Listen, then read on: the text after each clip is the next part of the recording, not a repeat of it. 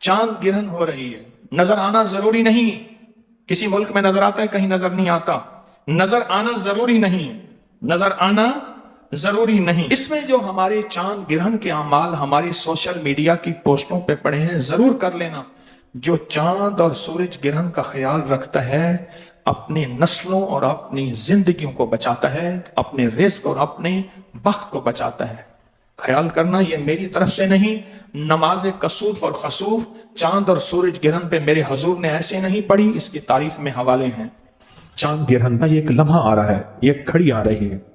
پاکستانی وقت یہی ہے، جس ملک میں، غور سے سمجھیے گا، پوری دنیا اس وقت میری آواز کو سن رہی ہے، جس ملک میں جو وقت ہوگا وہ اپنے ملک میں اپنے وقت کے مطابق کرے گا، عمل یہی ہوگا۔ اس دوران کرنا کیا ہے؟ اس دوران ہم نے دعا میں لگ جانا ہے، نفل میں لگ جانا ہے، تسبیح میں لگ جانا ہے۔ ضروری نہیں 4 گھنٹے، آپ کو جتنی تھوڑی دیر میں یہ عمل پورے ہو جائے۔ وہ یہ عمل ہے کہ چاند گرہن کے دوران آپ نے ایک بوتل میں پانی لے لینا ہے، بوتل میں پانی لینا ہے، اور پانی سامنے رکھ کے، بوتل سامنے رکھ کے آپ نے 17 بار پڑھنا ہے، 17 بار فلق اور 17 بار ناس، بس یہ عمل ہے۔ کیونکہ حضور سرور کونین صلی اللہ تعالی علیہ وسلم پہ آخری وار جو ہوا تھا، حضور کو قائل کرنے کا جو آخری وار ہوا تھا، اللہ کی طرف سے 2 فرشتے آئے، انہوں نے یہ عمل باقاعدہ بتایا، سکھایا، اور وہی آئی سورت فلق اور ناس کی۔ اب یہ جو فلق اور ناس جو اتری تھی، آج بھی قیامت تک کوئی بندہ ایسا ہے جو زندگی کی بندشوں، پریشانیوں، ناکامیوں، مشکلات، مسائل، الجھنوں میں مبتلا ہے، آج بھی کوئی بندہ، اور وہ کہتا ہے میری زندگی تلخ ہو گئی ہے، اسے کہیں ابھی ایک ساتھ آنے والی ہے، چاند گرہن کی، ایک بوتل سامنے رکھے، اس میں پانی رکھے، اور کیا پڑھے؟ سورت فلق اور سورت ناس۔ توجہ سے اب الاخر دروشی اور ہر دفعہ بسم اللہ الرحمن الرحیم ساتھ، اور اس بوتل میں دم کرے۔ اچھا، گھر کا ہر فرد اپنا بھی کر سکتا ہے، پورے گھر کے بھی کر سکتے ہیں، اور یہ ہدیہ اگر پورے گھر کی طرف سے کرنا ہے تو ہدیہ پورے گھر کی طرف سے ہوگا۔ گھر کے ہر فرد نے کرنا ہے تو ہر فرد اپنا ہدیہ دے دے۔ اسی طرح یہ جو فلق اور ناس کا عمل ہے، یہ بھی گھر کا ہر فرد کر سکتا ہے، اور چاہیں تو پورے گھر میں سے ایک فرد بھی کر سکتا ہے۔ 17 دفعہ فلق اور 17 دفعہ سورت الناس، اس کا ڈھکنا کھلا رکھیں اور توجہ سے یہ اس میں دم کرتے ہیں، کیا کر دیں؟ اور اس کا جو ہدیہ ہے وہ بھی پانی ہے، پانی کا ہدیہ بھی پانی ہے، پانی کا ہدیہ بھی پانی ہے۔ کسی قریبی مسجد پانی کا بل ادا کر دیں، کسی جگہ نلکا لگوا دیں، سبیل لگوا دیں، کسی سفید پوش کے گھر کے پانی کا بل دے دیں، یا لوگوں کو ٹھنڈا میٹھا پانی پلا دیں، اس کا ہدیہ بھی کیا ہے؟ پانی ہے۔ اور یہ بیماریوں کے لیے، تنگ دستیوں کے لیے، الجھنوں کے لیے، جھگڑوں کے لیے، نا اتفاقوں کے لیے، آنے والی مصیبت، اس پانی کو آٹا گوندنے میں، چائے بنانے میں، پینے میں، کرنے میں، دیواروں پہ نہ پھینکیں، گھر میں پاؤں نہ آئے، باقی ہر جگہ اس کو پینے کھانے پکانے میں اس پانی کو بڑھاتے جائیں، استعمال کریں، اور کوئی دم والا پانی پڑا ہے تو اس میں ملا لیں، ایک ہی ہو جائے۔ اب تیسرا عمل اور آخری عمل سنیں، چھوٹا سا عمل ہے۔ آپ نے حزب البحر جو ہے وہ پڑھی، یہ حزب البحر کے اسماء حسنى ہے، یا اللہ ہو، یا علی ہو، یا عظیم ہو، یا حلیم ہو، یا علیم ہو، یا اللہ، یا علی ہو، یا عظیم۔ آیت الکرسی کی آخری آیت ہے، یہ اس کے اسماء حسنى، یا علی ہو، یا عظیم ہو، یا حلیم ہو، یا علیم، یہ حزب البحر کے آخری الفاظ ہیں۔ بس آپ کیا کریں گے اس دوران میں؟ اولا کے 3 دفعہ دروشی پڑھ کے آپ نے صرف 140 مرتبہ کہ سورج کا زندگی سے کیا تعلق ہے، چاند کا زندگی سے کیا تعلق ہے۔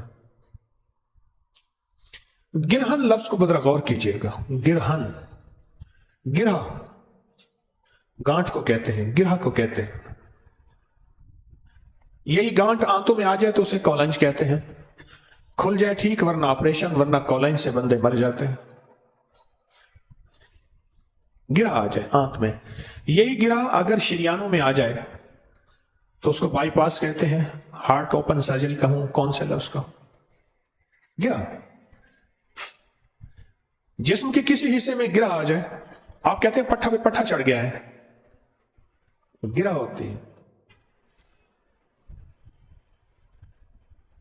دماغ میں گرا آ جائے تو کہتے ہیں برین ہیمریج ہو گیا ہے، بندہ بے ہوش ہو جاتا ہے۔ کوئی ایسے ہوتے ہیں جو ہوش سے نکل آتے ہیں، اکثر نہیں نکلتے، وہی موت واقع ہو جاتی ہے۔ زندگی میں اگر چاند میں گرہن آ جائے، اچھا چاند میں گانٹھ نہیں آتی، گرہن سے مراد یہ ہے کہ اس کی روشنی ختم ہو جاتی ہے، جو پوری دنیا میں اس کی روشنی پڑ رہی ہے وہ ختم ہو جاتی ہے۔ سورج گرہن ہے تو سورج کی روشنی ختم ہو جاتی ہے، اندھیرا چھا جاتا ہے۔ جن ملکوں میں میری زندگی میں چند بار ایسا ہوا ہے کہ میں نے سورج گرہن کو دیکھا ہے تو کچھ دیر کے لیے سارا اندھیرا چھا گیا۔ اس کا ہماری زندگی پہ اثر ہے، یاد رکھیے گا۔ صحت مند پہ اثر ہے، بیمار پہ اثر ہے، حاملہ پہ اثر ہے، بچوں بوڑھوں پہ اثر ہے، نباتات پہ اثر ہوتا ہے، درختوں اور فصلوں پہ اثر ہے اس کا۔ صدیوں پہ محیط تجربات، ہزاروں سال پرانے تجربات یہ بتاتے ہیں کہ چاند گرہن اور سورج گرہن کا زندگی پہ بہت اثر ہے۔ چاند کا زندگی پہ اتنا اثر تو ہے، چاند کا زندگی پہ اتنا اثر تو ہے کہ جن دنوں پہ چاند کی روشنی جوبن پہ ہوتی ہے، ان دنوں پہ نباتات پہ، درختوں پہ، پتوں پہ زندگی ان کی اور ہوتی ہے۔ سائنس نے سال ہر سال اس کی تحقیق کی ہے، اس کی ریسرچ کی ہے، اور ہوتی ہے۔ انہی زندگی، انہی دنیا میں، انہی دنوں میں سمندر کی زندگی اور ہوتی ہے۔ انسان کی زندگی پہ چاند کا اثر پڑتا ہے۔ پوری دنیا میں جتنے ماہرین بیٹھے ہیں، آپ نیٹ کی دنیا کو کھولیں، ہر چیز آپ کے ہاتھ میں موجود ہے۔ وہ کہتے ہیں کہ پوری دنیا میں 13، 14 اور 15، چاند کی 13، 14 اور 15، جنوری فروری کی نہیں، انگریزی مہینوں کی نہیں، اسلامی مہینوں کی 13، 14 اور 15 جرائم بہت ہوتے ہیں، قتل و غارت بہت ہوتی ہے، جسے کرائم ریٹ کہتے ہیں، بہت بڑھ جاتا ہے، بہت جرائم ہوتے ہیں۔ پوری دنیا کے ماہرین بیٹھے ہیں جو اس بات کو تحقیق میں لا رہے ہیں، اپنی ریسرچ میں لا رہے ہیں کہ جرائم کب زیادہ ہوتے ہیں۔ وہ کہتے ہیں ان دنوں میں بہت زیادہ ہوتے ہیں۔ کیوں؟ اور انہی دنوں میں چاند جو ہے وہ اپنے جوبن پہ ہوتا ہے اور سورج اور زمین کی ہر چیز کو اپنی طرف کھینچتا ہے۔ ایک پورا نظام ہے، اسے قمری نظام کہتے ہیں، اور کھینچتا ہے۔ آپ کبھی ان عروج کی دنیا میں آپ جائیں اور دیکھیں، سمندر کو ایک دفعہ مجھے دیکھنے کا موقع ملا، آپ سوچ نہیں سکتے کہ اس کی لہریں کتنی اونچی اور اس کی لہریں کہاں کہاں ٹکرا رہی ہوتی۔ اگر میرے خیال میں اللہ کا امر نہ ہو تو سمندر تو اونچا ہے، کراچی تو نیچا ہے، اپنے امر سے اس کریم نے روکا ہوا ہے۔ پرانے دور میں جو جہاز چلنے والے ہیں، آج بھی جو جہاز چلنے والے ہیں، مجھے مانسیرا میں ایک جہاز میں چلنے والے صاحب سے گفتگو کا موقع ملا تفصیلی۔ میں ایک سفید پوش آدمی ہے، درویش، ان کے گھر میں تھا، اکیلا تھا، 1-2 احباب اور بھی تھے، غالباً 5 حضرات تھے ہم۔ تو انہوں نے گھر خالی کرا دیا، تو میں 1-2 دن 3 دن وہاں رہا، تو وہاں موقع ملا گفتگو کرنے کا۔ وہ کہنے لگے جی خاص طور پہ چاند کے عروج کے دنوں میں اور چاند کی گرہن کے دنوں میں دنیا کے سارے آلات، سائنسی آلات جو سمندر کے ساتھ تعلق ہے، وہ ہم نے ناکام ہوتے دیکھے ہیں۔ پھر اس میں صرف ہمارے ساتھ جو چیز چلتی ہے وہ احتیاط ہے، کہ ہم سخت احتیاط کرتے ہیں اور بہت سخت احتیاط کرتے ہیں۔ اب معلوم یہ ہوا کہ سورج کا اور چاند کا ہماری زندگی پہ اثر، ہمارے پھلوں، سبزیوں، نباتات، فصلوں پہ اثر، ہمارے جسموں پہ اثر، ہمارے جذبات پہ اثر، غصہ، لڑائی، ڈکیتی، قتل و غارت، اس کا تعلق جذبات سے ہے، ان کا تعلق ہمارے جذبات پہ اثر۔ یہ چھوٹی چھوٹی چیزیں جو ہمیں متاثر کر رہی ہیں، اور یہ چھوٹی چھوٹی چیزیں ہیں جن کا ہماری زندگی پہ اثر۔ چلو ہم تو چھوٹی چیزیں ہیں، سمندر تو زمینوں سے بڑے ہیں، اور سمندر کی گہرائی 11 کلومیٹر سے بھی گہرے سمندر موجود ہے، 11 کلومیٹر سے بھی گہرے سمندر موجود ہے۔ اس 11 کلومیٹر گہرے سمندر پہ بھی اس کا اثر ہوتا ہے۔ انسانی جسم تو 50-100 کلو کا ہے، اس میں اثر ہوتا ہے۔ ماننے والی بات ہے کہ سمندر کا وزن کتنا ہے، اللہ، میں لفظ اگر میرے پاس اربوں اور خربوں کی گنتی ہے، خربوں کے بعد میرے پاس گنتی ختم ہو رہی ہے، میری معلومات میں اس سے اگلی گنتی بھی ہے لیکن خربوں کی گنتی ختم ہو رہی ہے، پر سائنس کہتی ہے اس کا وزن سمندر کا کتنا ہے، اس کے اندر کون سی مخلوق ہے، اس چاند کا اثر زندگی پہ میری آپ کی پڑتا ہے اور سمندر کی زندگی میں پڑتا ہے، اور سمندر کے پانی کو چاند اپنی طاقت اور قوت سے ہلا کے رکھ دیتا ہے، ہلا کے رکھ دیتا ہے، اور ایسا ہلاتا ہے کہ اس کے اندر جو بھی چیز ہو، وہ جہاز ہے، وہ کشتیاں ہیں، وہ کوئی دنیا کی چیز ہے، وہ بھی ایک کھلونا بن جاتی ہے، اسے اپنے آپ کو سنبھالنا، سمجھنا اور اپنے آپ کو بچانا مشکل ہو جاتا ہے۔ یہ چاند کی طاقت ہے، تو سوچیں چاند کے بنانے والے کی کیا طاقت ہوگی، اس کی کیا طاقت ہوگی۔ اور اگر چاند کے بنانے والے سے ہماری دوستی ہو جائے، ہمارا تعلق ہو جائے، ہمارا تعارف ہو جائے، تعارف، آپ نے لکھا یہ خط فلاں کی معرفت میں جائے گا، پہلے ہوتا تھا ضلع فلاں، علاقہ فلاں، فلاں، گاؤں میں ایک دکان ہوتی تھی، سارے خط اسی کو آتے تھے، گاؤں میں ایک دکان ہوتی تھی، میرے پاس نا ڈیرہ اسماعیل خان میں سے ایک خط آتا تھا، پھر بستی کے بہت سے لوگوں کے خط آتے تھے، لکھا ہوتا تھا یوسف دکاندار کو مل کر بمعرفت یوسف دکاندار، یہ لفظ تھا، مجھے آج بھی یوسف دکاندار کا نام یاد ہے، یوسف دکاندار کی معرفت میں یہ خط فلاں کو ملے، پھر یوسف دکاندار کے پاس سارے خط آتے تھے، میں گیا ڈیرہ اسماعیل خان، میں کہا یوسف دکاندار کو دیکھوں تو صحیح، اس کی معرفت ساری خط آتے ہیں، جب کسی چیز کا تعارف زیادہ ہو پھر اس کو دیکھنے کا شوق ہوتا ہے، اس لیے بعض اللہ والے ساری عمر مانگتے رہے اللہ اپنا جلوہ دکھا، اللہ اپنا دیدار کرنا، اس لیے مسلمانوں کے اندر حضور کی محبت اور جلوہ حضور کی زیارت کا شوق بہت، کہتے ہیں چلو حضور کی زیارت نہ ہوئی حضور کے روزے کی زیارت ہو جائے، چلو اللہ کی زیارت نہ ہوئی اللہ کے گھر کعبہ کی زیارت ہو جائے، یہ بات ساری وہی کشش ہے جو مجھے یوسف دکاندار کے دیکھنے میں آئی تھی، یہ ساری وہی کشش ہے۔ پھر میں گیا، ان کو اطلاع ملی ایک بندہ جا رہا تھا، کوئی ٹیلی فون موبائل تو کہانی تھی نہیں، اس نے کہا جی وہ فلاں میرا نام بتایا کہ وہ آپ کو ملنے آ رہے ہیں فلاں وقت، جب میں گیا تو ان کی دکان پہ گیا، یوسف دکاندار، چھوٹی سی دکان تھی گاؤں کی، دکان کو دیکھا، انہوں نے کہا جی وہ گھر آپ کا انتظار کر رہے ہیں، بندہ بیٹھا تھا، گھر مجھے لے کر گیا، انہوں نے گھر جو کمرہ صاف کرایا تھا وہ دھول سے بھرا ہوا تھا، وہ صفائی ہو رہی تھی، اسی کمرے میں مجھے بٹھا دیا، انہوں نے تازہ تازہ صاف کرایا تھا، ان کی محبت تھی۔ ایک وہ دھول کا کمرہ مجھے یاد ہے، ایک کوہاٹ میں گیا، ہمارا ایک پٹھان تھا، وہ کہتا تھا آپ ہمارے گھر ضرور آئے گا، بس دعوت دے گا آپ، ہمارا گھر سڑک کے بالکل قریب ہے، میں کوہاٹ کی طرف گیا تو سڑک کے قریب تو نہیں تھا، 5-10 کلومیٹر دور تھا، وہ کہہ رہے ہیں قریب ہے، جب وہاں گیا تو ان کا آپ شوق دیکھیں، جذبہ، سچا جذبہ دیکھیں، انہوں نے کورا برتن منگوایا، کورا نا مٹی کا ایک گلاس منگوایا، اس کو مٹی کے گلاس کو پانی میں پہلے ٹھنڈا نہیں کیا، اس میں دودھ ڈال کے سوڈا ڈال دی، اور جو گرم ہوا، اب ان کا بوڑھا والد کہے گا نہیں حضرت صاحب آپ پیے گا، یار آپ بندوق نہیں نکالی، ورنہ بندوق سے بھی کھلاتے ہیں، پٹھان مہمان نواز ہیں، بہت مہمان نواز۔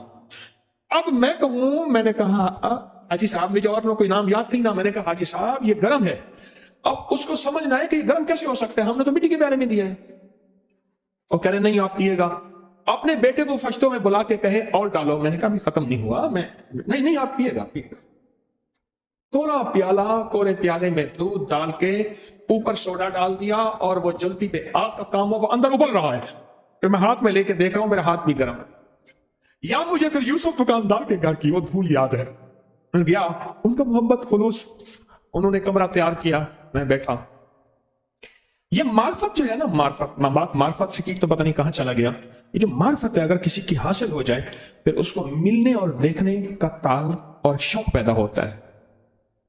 چاند کے یہ حالات ہیں، چاند کے بنانے والے کی کیا طاقت ہوگی، سبحان اللہ و بحمدہ، عدد خلقہ ورضا نفسہ وزنۃ عرشہ ومداد کلماتہ، یہ اس کے بنانے والے کی طاقت کو بیان کیا جا رہا ہے، جبکہ طاقت اس سے کہیں زیادہ ہے، اس سے کہیں اللہم انک ملیک مقتدر ما تشاء من امر یکون، ملک تیرا، اقتدار تیرا، ملیک مقتدر، اقتدار تیرا، ما تشاء، تو چاہتا ہے ہو جاتا ہے، ما تشاء امرا ان یکون، تو چاہتا ہے ہو جاتا ہے۔ چاند کا زندگی پہ اثر ہے، ہماری صحت پہ اثر ہے، ہماری طب کی پرانی کتابوں میں ایک ٹوٹکا لکھا ہے کہ 13 اور 14 کے درمیان اپنی فلاں رگوں سے خون نکوالے صحت مند رہیں گے. اب سمجھ آتی ہے کہ وہ خون نکلانے میں جہاں اور صحت مندی ہوگی وہاں یہ صحت مندی بھی ہوگی کہ جنون، جذبات اور جوش میں آ کے کچھ کر نہیں پائیں گے. پھر ہماری روحانی کتابوں میں ایک بات لکھی ہے کہ آپ 13 اور 14 اور 15 اس درمیان میں یہ چاند کے عروج کے دن ہے، ٹاپ کے دن ہے، روزے رکھیں، جسے میرے آقا نے فرمایا یہ ایام بیز ہیں، ان 3 دنوں میں روزے رکھیں. چاند کا زندگی پہ اثر ہے، چاند کا صحت پہ اثر ہے، چاند کا سمندر پہ، پہاڑوں پہ، پرندوں پہ اثر ہے. آپ حیران ہوں گے، پرندوں پہ اثر ہے. یہ پرندے ان 3 دنوں کے اندر، جو پرندوں کی دنیا کی سائنس ہے میں اس کی بات کر رہا ہوں، ان 3 دنوں کے اندر میں نے کئی کبوتر پالنے والوں سے، پٹیر پالنے والوں سے، مرغ پالنے والوں سے، کتے پالنے والوں سے، پرندے رکھنے والوں سے کئی واقعات پوچھے کہ آپ کا کیا خیال ہے ان چاند کے عروج ماہ کہتے ہیں، یعنی چاند کا عروج کا جو دن ہے ان میں پرندوں پہ کوئی اثر پڑتا ہے؟ انہوں نے بتایا ہاں پڑتا ہے. پھر ہماری تعویذات اور عملیات کی کتابوں میں ان راتوں میں تعویذ لکھے جاتے ہیں. راتیں تو اور بھی ہیں، ان راتوں میں تعویذ لکھے جاتے ہیں اور کہا جاتا ہے کہ ان راتوں میں فلاں وقت میں اگر تعویذ لکھے جائیں ان کی طاقت اور تاثیر 1000 گنا بڑھ جاتی ہے. چیزیں اثر ڈالتی ہیں. آج لاہور کا موسم ٹھنڈا ہے، ایک تھوڑا سا ایک ہوا چلی ہے، چیزوں نے اثر ڈالا ہے ہماری زندگی میں. آپ محسوس کریں. تندور میں سوئی گیس کی پکی روٹی ایک تاثیر نہیں رکھتی، وہی لکڑی کی پکی روٹی اس کا ذائقہ اور ہوتا ہے، وہی گوبر اوپروں کی پکی روٹی اس کا ذائقہ اور ہوتا ہے، اور حتیٰ کہ بکری کی مینگنیوں کے ساتھ پکی روٹی اس کا ذائقہ اور ہوتا ہے. میں نے وہ کھائی ہے. بکری کی مینگنیاں گاؤں دیہات میں اکٹھی کر لی اور ان کو تندور میں ڈالا، جلایا، تندور گرم کیا اور اس کو روٹی لگائی، اس کا ذائقہ اور ہوتا ہے. ہاتھ اور پانی کے ساتھ لگی روٹی کا ذائقہ اور ہے، اور جو تندوری لگاتے ہیں ہاتھ کے بغیر اس کا ذائقہ اور ہے. انچھنے روٹی کا ذائقہ اور، چھنی روٹی کا ذائقہ اور. پھر علاقے کی گندم ہوتی ہے، اس کا ذائقہ اور ہوتا ہے. کیونکہ ہمارے خاندانی باغات ہیں، باغوں کا تعلق زمین سے اور پانی سے ہے، پانی سے. ایک دفعہ کی بات ہے کہ والد صاحب رحمۃ اللہ علیہ نے آم بھگائے ہوئے تھے. کچھ آم علیحدہ تھے، کچھ علیحدہ تھے. فرمانے لگے پہلے یہ کھا لو بعد میں یہ کھانا. کیوں؟ کہا ویرائٹی ایک انور رٹور ہے. یہ فلاں زمین فلاں ہستیوں نے، اللہ کے نیک بندوں نے ہمیں اللہ کا تعارف کروایا، اللہ کے جہان سے باخبر، اور اللہ کے جہان کے ساتھ ہماری معرفت، ہماری محبت، ہمارا تعارف، ہمارا تعلق یہ دیا. اچھا جب سمجھ آئے گا نا، اللہ کی سمجھ آ جائے گی، پھر اللہ کی بنائی ہوئی ہر چیز سمجھ آ جائے گی.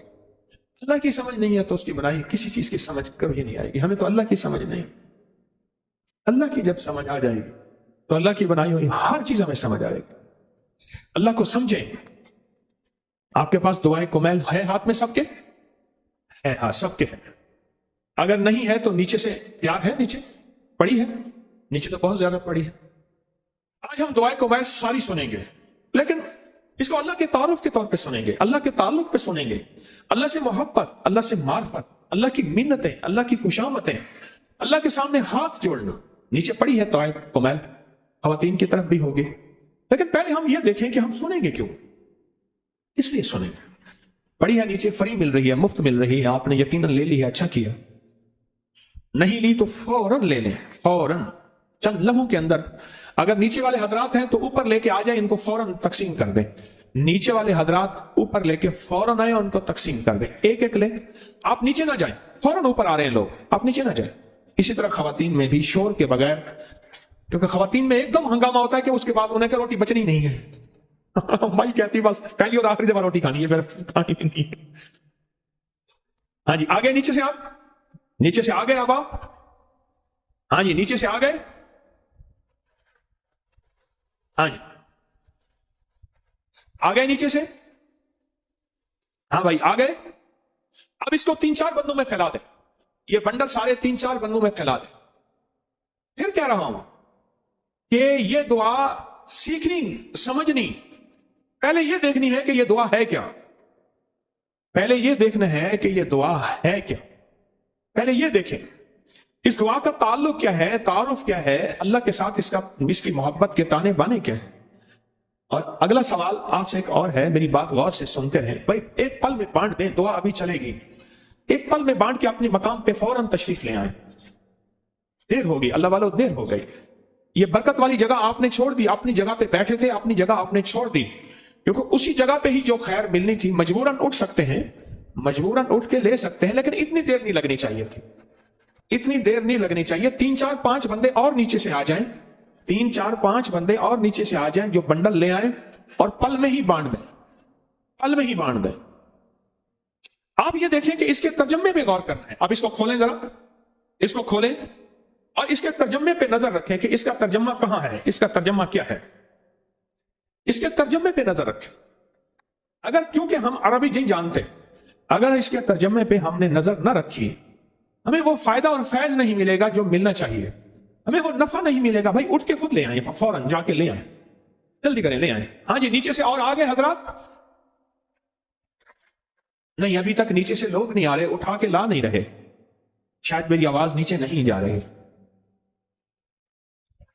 ہاں جی، دیکھیں اس کو بہت توجہ سے اس کے ترجمے پہ غور کریں، آپ ادھر ادھر نہ دیکھیں، جن کے پاس ہے اس کے ترجمے کو دیکھیں اللہ والو، جن کے پاس ہے اس کے ترجمے کو دیکھیں، اس کا ترجمہ کیا ہے، اس کے ترجمے پہ غور کریں، تاکہ فلاں پانی کا یہ پانی پودا ہے، یہ میٹھے پانی اور لاجواب اس جگہ کا پودا ہے، اس کا ذائقہ، اس کا مزہ اور اس کا اور واقعی کھایا تو اور تھا۔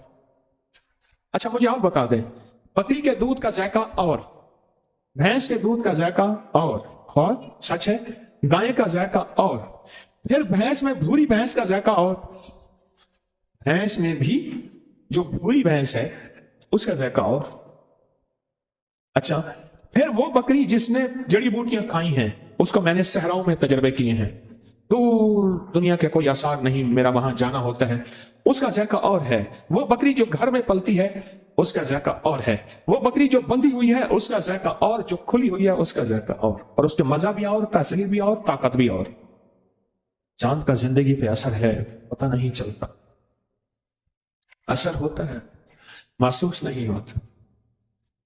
میں مغرب کی نماز پڑھ رہا تھا، مسجد کے صحن میں نا آگے پنکھے لگے ہوئے تھے، پیڈسٹل فین، ادھر بھی لگے ہوئے ادھر بھی لگے ہوئے۔ مجھے اگلی صف میں نماز مل گئی طرف امام کے۔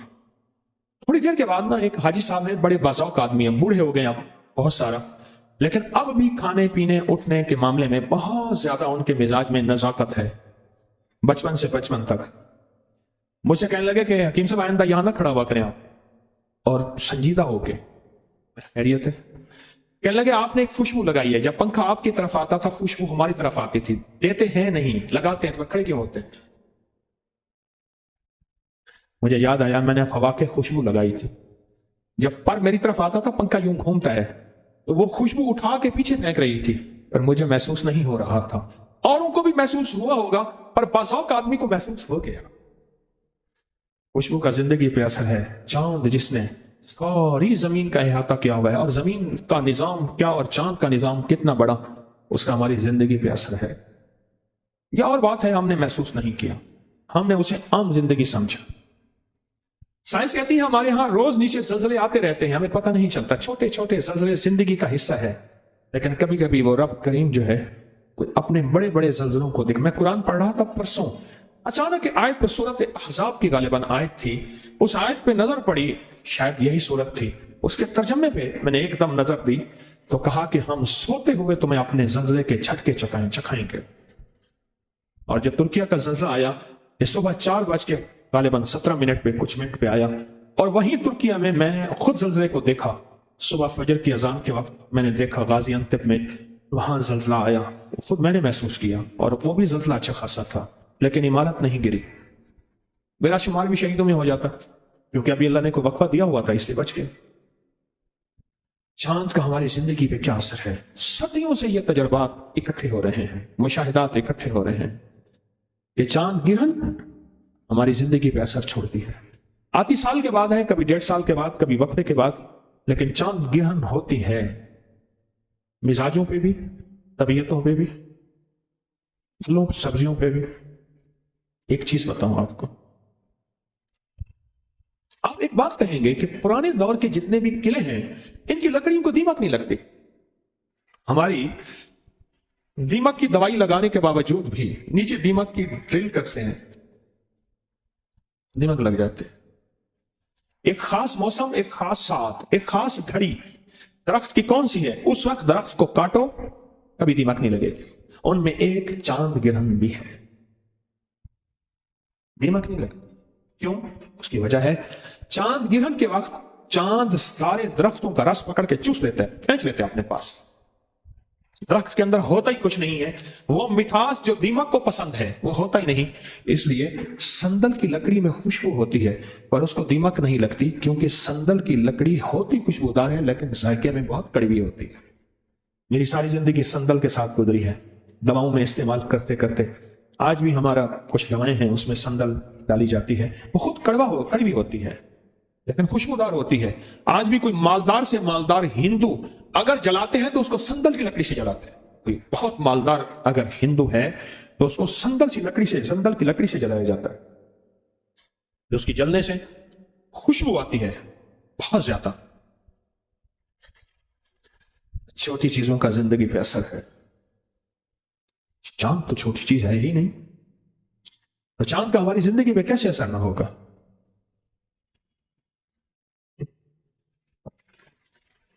یہ دیکھیں، یہ گرج ہے، یہ گرج ہے،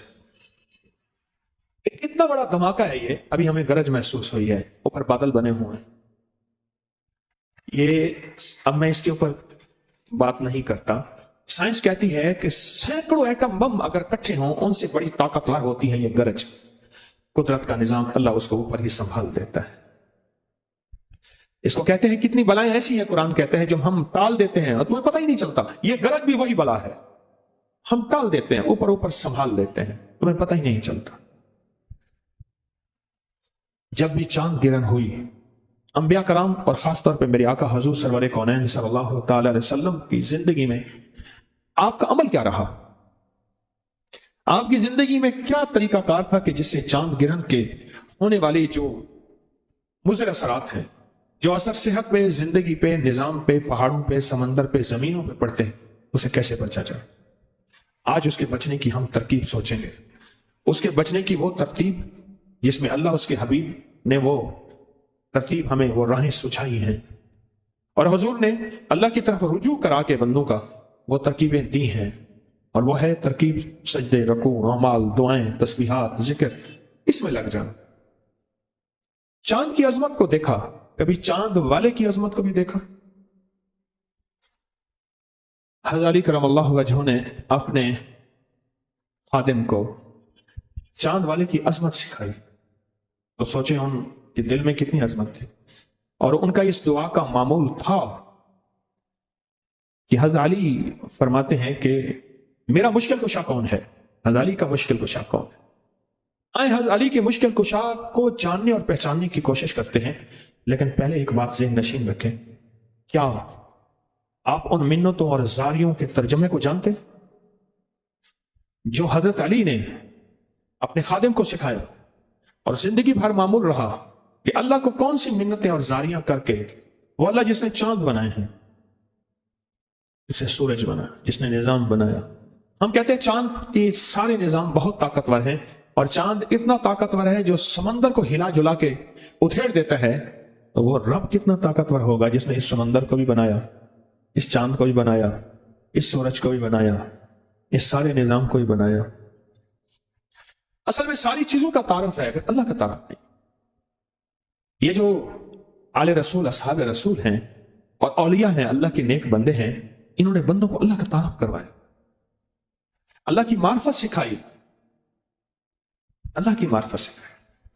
اس وقت ہم سارے جہاں سے باخبر ہیں، نیٹ کی دنیا نے سارے جہان کی خبریں دے دی ہیں، سارے جہاں سے باخبر ہیں، پر اپنے جہاں سے بے خبر ہے۔ سارے جہان سے باخبر ہے پر اپنے جہان سے بے خبر ہے۔ اور ہمارا جہان کیا ہے؟ ہمارے جہان ہے ہمارا دل، اور دل میں کون ہے؟ وہ ہے اللہ۔ ہم اپنے جہان سے بے خبر، ان نیک ہستیوں نے، اللہ کے نیک بندوں نے ہمیں اللہ کا تعارف کروایا، اللہ کے جہان سے باہر